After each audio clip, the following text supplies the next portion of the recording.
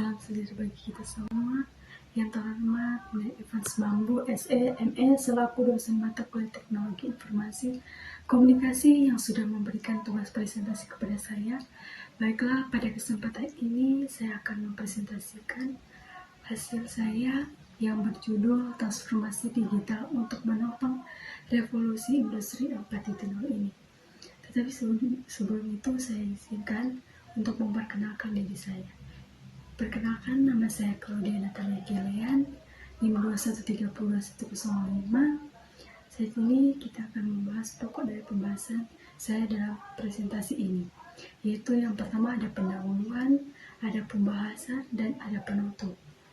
Langsung saja pada bagian pendahuluan yang melatar belakangi oleh transformasi digital revolusi industri 4.0 ini, yang dimana setiap teknologi yang ditandai dengan adanya konektivitas manusia, data, dan mesin dengan penggabungan teknologi otomatis dengan teknologi cyber. Nah, apa sih itu cyber? Nah, cyber itu diartikan sebagai interaksi melalui jaringan komputer. Kalau di masa media sekarang ini lebih dikenal dengan era digital, dengan segala sesuatu serba digital. Contohnya, sekarang kalau kita mau berbelanja, kita tinggal lewat online saja, atau mau makan, kita tinggal GoFood aja, atau lewat smartphone kita. Dan ada juga Internet of Things atau IoT, yang merupakan sebuah konsep di mana sebuah objek yang memiliki kemampuan untuk mentransfer data yang ada melalui jaringan dan sebagai proses memanfaatkan teknologi digital yang akan mendorong revolusi industri untuk memberikan pengalaman baru agar bisa berdampak di era digital dan mengalami perubahan-perubahan luar biasa.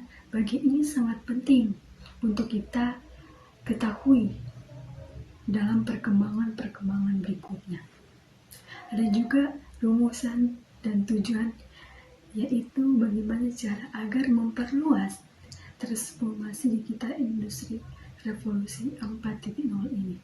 Untuk mengetahui strateginya dalam dunia transformasi digital ke revolusi 4.0.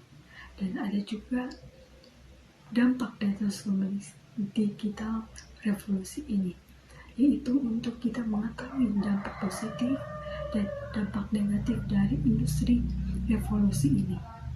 Dan ada juga kemajuan ke depannya. Apa sih kemajuan itu? Nah, kemajuan itu ingin kita ketahui dari faktor kedepannya untuk menghadapi industri revolusi ini.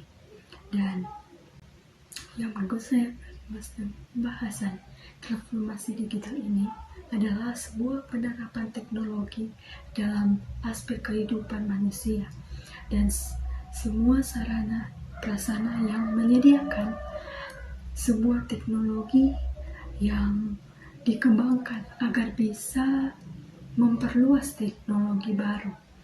Ada dampak positifnya dari teknologi instruksi ini, tetapi ada juga dampak negatifnya juga.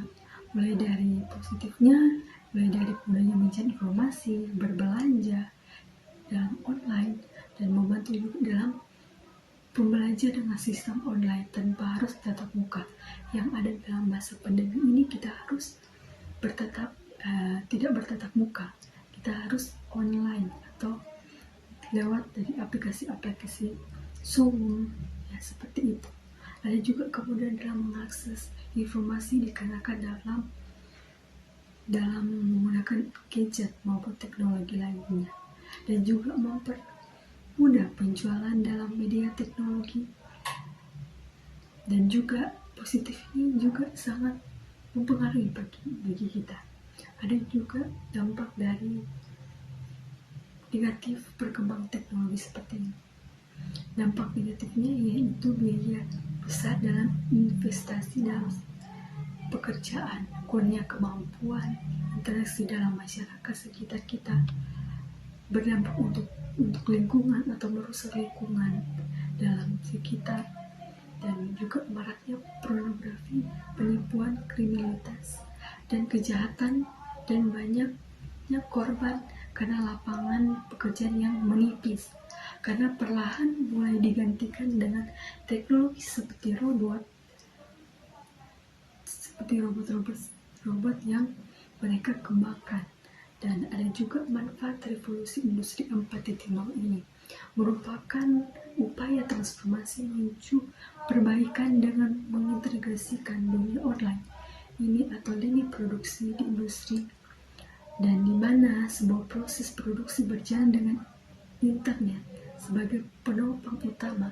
Banyak juga manfaat yang didapat dari revolusi industri 4.0 ini, terutama dalam transformasi digital UMKM untuk berupaya akses kepada pelanggan baru atau meningkatkan penjualan mereka, mempromosikan juga yang lebih luas dan juga biaya yang lebih murah dalam kehidupan dalam transaksi, dan menunjukkan bahwa UMKM sektor penjualan yang bertransaksi digital mampu untuk kita mendorong meningkatkan keuntungan usaha mereka, seperti kita mempromosikan di sosial media dalam suatu UMKM untuk pelaku UMKM yang menggunakan teknologi digital dalam kegiatan perdagangan mereka mendapatkan hasil yang lebih karena adanya jangkauan yang lebih luas terhadap pelanggan baru dengan menggunakan sosial media seperti Twitter, Facebook, WhatsApp, atau platform sosial media lainnya yang dapat digunakan para pelaku UMKM untuk menjual produk mereka secara online atau secara mempromosikan ke berbagai media dan mengembangkan usaha mereka. Ada juga faktor-faktor pendorong dalam revolusi industri 4.0 ini, yaitu meningkatkan volume data, kekuatan komputasi, dan konektivitas, dan juga munculnya analisis kemampuan dan kecerdasan bisnis, terjadinya bentuk interaksi baru antar manusia dan mesin, perbaikan instruksi transfer digital ke dalam dunia fisik, dan seperti robot yang saya jelaskan tadi, aktivitas serba internet atau Internet of Things.